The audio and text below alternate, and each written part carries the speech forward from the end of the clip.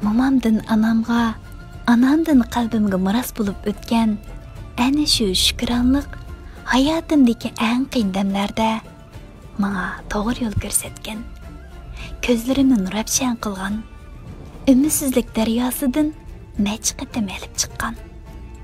Shuning uchun bo'lsa kerak, shukronlarim ko'pdir.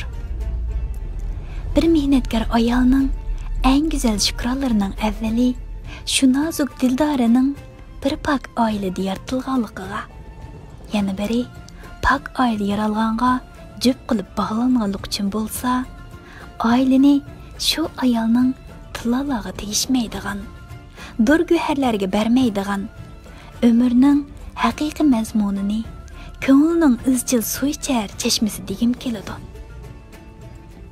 Bir anaga, ayolga oilani asrash, erni asrash, farzandlarni asrash kabi kuchli tuyg'u bilan bog'liq buyuk jasoratning miros ekanligini bildirganlik uchun shukronlarga to'yingan.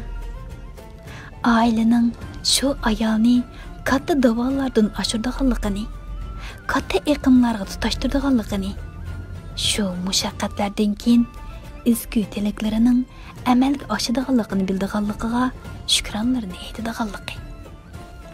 Oila bir ayolga davonning keyingi davonning borligiga, to'saqlarning oxirining ravonligiga, irmoqlarning oxirining ummonlarga tutishadiganligiga ishontiradi. İnsan qalbining hamisha o't bilan suv o'tirsida tovlanadiganligini biladi. Analar yana ayollarning hayotdan izsiz ketmaydiganligini isbotladi. Shuning uchun ham men oilani ulug' adabgoh deb qarayman.